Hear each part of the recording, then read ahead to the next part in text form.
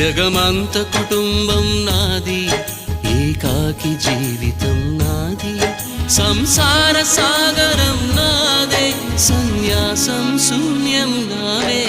జగమంత కుటుంబం నాది, ఏకాకి జీవితం నాది.